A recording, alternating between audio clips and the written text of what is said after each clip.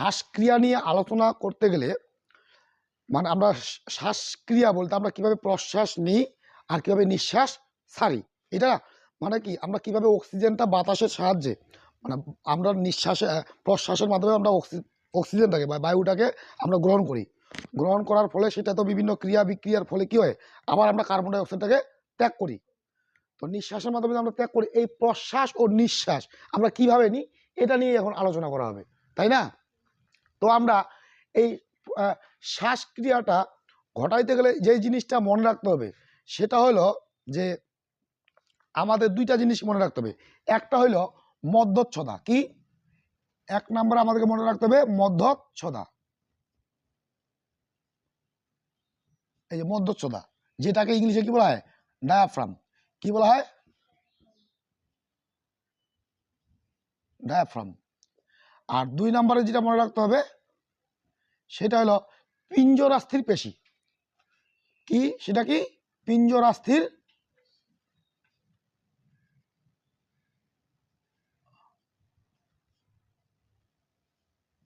পিঞ্জরাস্থির পেশি বা পরশুকা। পিঞ্জরাস্থির পেশি বা কি পরশুকা, তার মানে কি এই যে আমাদের মধ্যচ্ছদা কোনটা, কালকে মধ্যচ্ছদা নিয়ে আলোচনা করছি। তো মধ্যচ্ছদা হইল আমাদের যে উদর গহ্বর এবং এই যে বক্ষ গহ্বরকে পৃথক রাখে যে আবরণটা বা যে পেশিবহুল যে মাংসটা যেটা পৃথক করে রাখে সেটাকে বলা হচ্ছে কি মধ্যচ্ছদা। আর পিঞ্জরাস্থির পেশি বা পরশুকা বা রিপ কোনটাকে বলা হয়, এই যে আমরা যে পাঞ্জর কাঠি বলি না, এখানে আমাদের কতগুলো হাড়ের মতো আছে না, এগুলাকে বলা হয় কি পিঞ্জরাস্থির পেশি অথবা পরশুকা, এর আরো একটা নাম কি রিপ। বোঝা গেল কি না গেল? তাহলে আমরা আমাদের শ্বাসক্রিয়া চালানোর ক্ষেত্রে এই দুইটা জিনিস কিন্তু গুরুত্বপূর্ণ ভূমিকা পালন করে থাকে।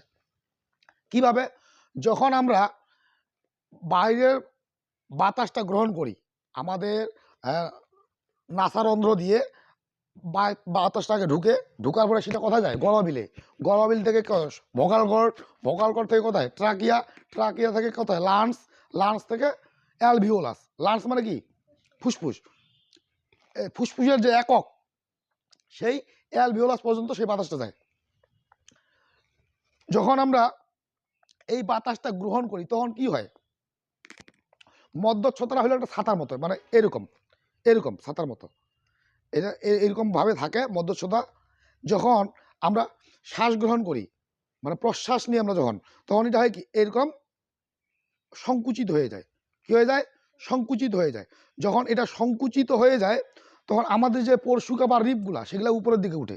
সেগুলো কোথায় উঠে, তুমি শ্বাস গ্রহণ করি, এই যখন শ্বাস গ্রহণ করলা তখন এই যে পিঞ্জরাস্থির যে পেশিগুলো সেগুলো কি উপরের দিকে উঠে, উপরের দিকে কি হয় প্রসারিত হয়।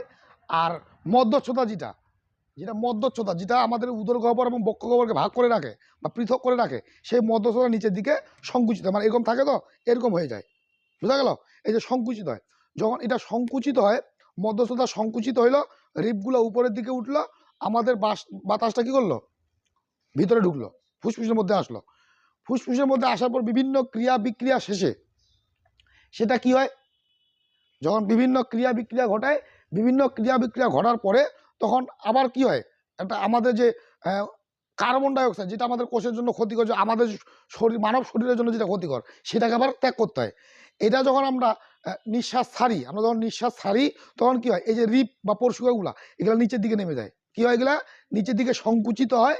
আর এই যে মধ্যচ্ছদা এরকম থাকে না, তখন সেটা আবার প্রসারিত হয়ে যায়। বুঝা গেল, এইভাবে আমরা এই শ্বাস প্রশ্বাস ও নিঃশ্বাসের মাধ্যমে যে আমরা বায়ু গ্রহণ এবং ত্যাগ করি, এটাই হলো কি শ্বাসক্রিয়া। তাহলে এখন দেখো যে যখন সংকুচিত হবে, সংকোচন, কার সংকোচন, মধ্যচ্ছদা যখন সংকোচন হবে, সংকোচনের ফলে কি হবে জানো, আমাদের প্রশ্বাস, সংকোচন হলে কি হবে, আমরা প্রশ্বাস নিব, মানে বায়ুটা আমাদের ভিতরে ঢুকবে। আবার যদি প্রসারণ ঘটে, এই মধ্যচ্ছদা যদি প্রসারণ ঘটে তাহলে কি হবে, আমাদের নিঃশ্বাস, মানে আমরা কি করব, বায়ুটাকে ত্যাগ করব, কার্বন ডাই অক্সাইড যুক্ত বায়ুটাকে আমরা কি করব, ত্যাগ করব। এই যে শ্বাস প্রশ্বাসের মাধ্যমে বা মধ্যচ্ছদার সংকোচন ও প্রসারণের মাধ্যমে আমরা যে শ্বাস গ্রহণ ও ত্যাগ করে থাকি, এটাই হলো কি আমাদের শ্বাসক্রিয়া। বুঝা গেল? এখন শ্বাসক্রিয়ার পরে আমাদেরকে যেই টপিকটা পড়তে হবে যে আমরা যে শ্বাসক্রিয়া ঘটাই সেখানে কি ঘটে। শ্বাসক্রিয়া ঘটানোর ফলে আমাদের যে জিনিসটা ঘটে সেটা হলো যে তোমার কার্বন ডাই অক্সাইড এবং অক্সিজেন পরিবহন। শরীরের মধ্যে কি হয়? কার্বন ডাই অক্সাইড এবং অক্সিজেনের পরিবহন ঘটে। তবে একটা জিনিস মনে রাখতে হবে যে এই যে আমরা শ্বাসক্রিয়া যে নিই, আমরা বাতাসটা গ্রহণ করলাম আবার বাতাসটা ত্যাগ করলাম, এটা কিন্তু বহিঃশ্বসনের মধ্যে পড়ে। কিসের মধ্যে? বহিঃশ্বসন। এটা হলো বহিঃশ্বসনের মধ্যে পড়ে। আর আমরা যে কার্বন ডাই অক্সাইড গ্রহণ ও ত্যাগ করি আমরা যে জৈবিক কার্যাবলীর সাহায্যে, সেটাকে বলা হয় কি? অন্তঃশ্বসন। তাহলে আমরা শ্বসনকে কয় ভাগে এখানে ভাগ করতে পারতেছি? দুই ভাগে। একটা হলো বহিঃশ্বসন আর একটা কি? অন্তঃশ্বসন। বহিঃশ্বসন কোনটা?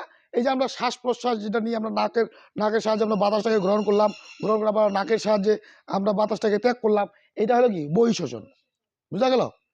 আর অন্তঃশ্বসন কোনটা?